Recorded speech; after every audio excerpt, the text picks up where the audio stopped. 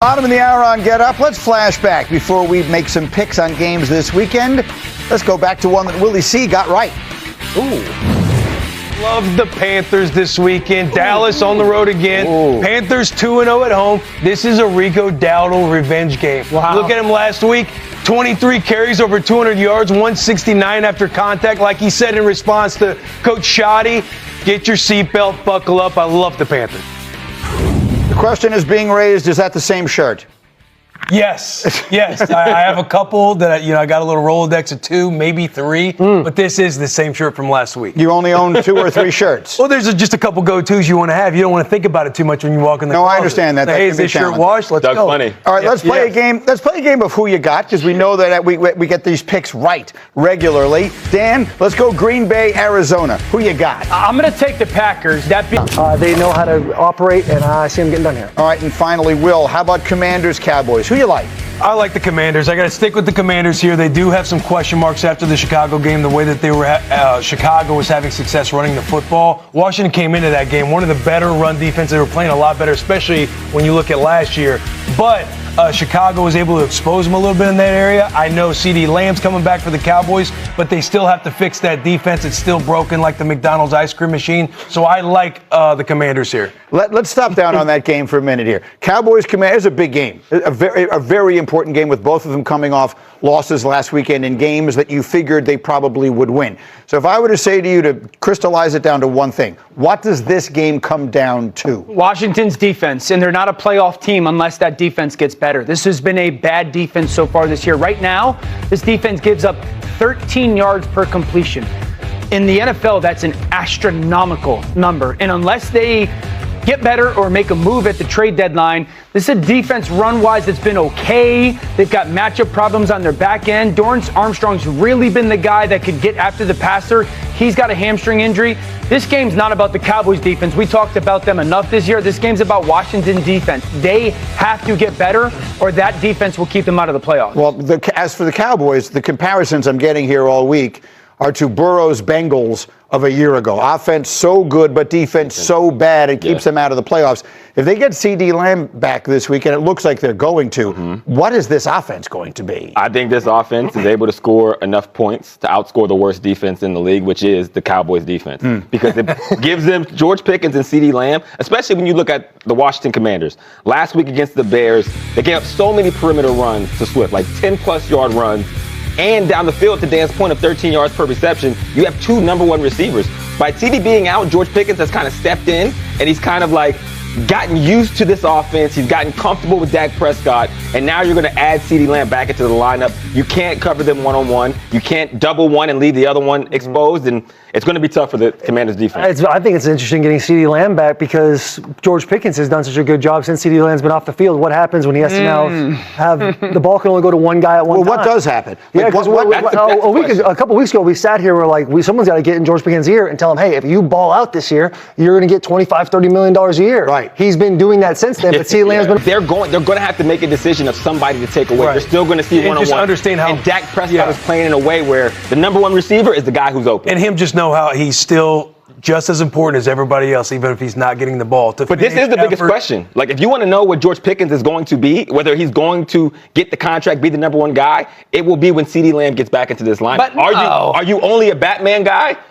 Or can you be a Robin as well? Not that he's going to be a Robin, but his ability to still be productive like we've seen him without CeeDee Lamb is kind of what we're looking at. So you don't think he's answered the question of being a number 1 receiver? Absolutely. I don't think that was a question. I think everyone understood he has the talent to be a number 1 receiver. Pittsburgh understood it. Dallas Cowboys understood it. But with CeeDee back into the line, would become a potential problem. You know, the 2 number 1 guys. With Dallas and how bad their defense is, I actually don't think it will, because they have to score so much that they're going to throw the ball 40 to 45 times a game. I would actually argue, as outrageous as it sounds, the Cowboys should not kick field goals once you pass the 50-yard line, unless it's like 4th and 6 plus.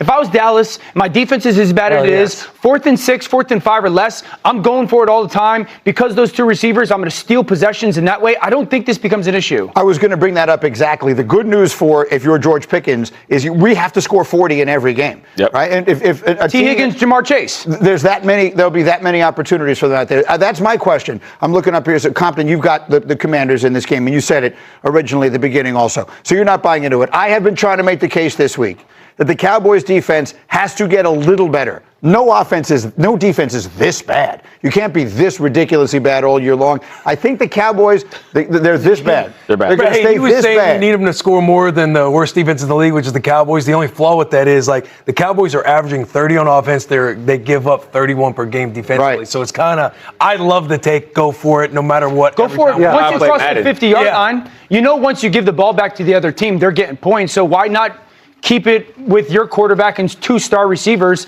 and go for it on fourth down? Adopt like Dan Campbell's mindset. Once you go past the 50, we're going for it. We'll see. With the Eagles looking like they've opened the door a little bit in the NFC East, we'll see if one of these two teams Could I ask can one walk question? through it. Because Go. Taylor was bringing this question up last night on the plane. He was saying, hey, winner of this game takes the East.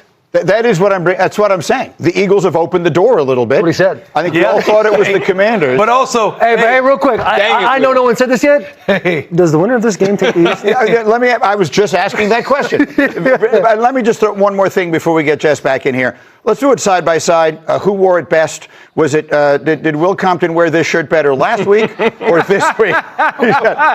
So 1 week you go with it open you see, I and got the the cut. Hey, you see, I got the fade going on right Who now. cut your hair? What's the name? No, Alan- they shaved it for the Supercut. thing, Alan from remember? Culture Cuts. You remember that? Hey, from Culture Cuts. He shaved it because of the This is my Nebraska-Michigan game. Ain't no culture He'd cut lace there. you up and come to For the record, I like casual Will. I like last week's Will better than this week's Will. You guys- From a look standpoint. Hilarious. Here we go to week 7, picking every game against the spread. 2 teams on byes, the Bills and Ravens. We got another London game, Rams, Jags. We got another Monday Night Football doubleheader, including Bucks and Lions. Weren't the Bills on a bye Monday night? Sure seemed like it. Oh no, Pete, your winning week streak just ended. 7-9 here. Comes Kyle, now over 500 for the season. And I hit my gaining best some bet. ground. I hit my best bet though. These are Did. tough to come by the way. Best bet wins this year. You know, I was going into last night. I was sitting pretty, and I lost both games last night. Both games. That happens when you turn the football over. Yeah. The worm always turns, Pete. Yep. Chris Hassel with Kyle Long and Pete Prisco. Going to pick every game against the spread beginning Thursday night with the Steelers and the Bengals. We'll call it the Mothball Bowl. Let's go to 4:25 Eastern. Cowboys home underdogs to the Commanders. And look at that number. It keeps climbing. Oh yeah. 54.5, Peter. They're gonna get Eberf loose. You think it's going to get loose? What'd you say? Eberf loose. Loose. I like that. I like that. This is going to get really loose. Look, anybody who plays the Cowboys, it's going to get loose. They're terrible on defense. They can't stop anybody. And by the way, and I said this the other night, if Micah Parsons was there, it wouldn't really matter. They're getting run on. What's he going to do? He's not going to stop the run. That's not what he does. And so I think you're going to see Washington go in there, even on a short week on the road. That's tough to do. But I think they're going to go in there, and Daniels is going to play better than he did on Monday night. He turned the ball over on Monday night. Those were bad turnovers. 3rd and 1 in the gun.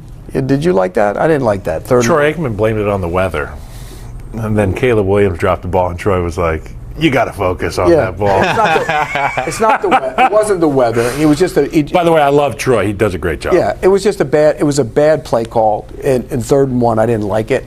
But he turned the ball over, and he can't do that consistently. He won't do it. This team isn't good on defense.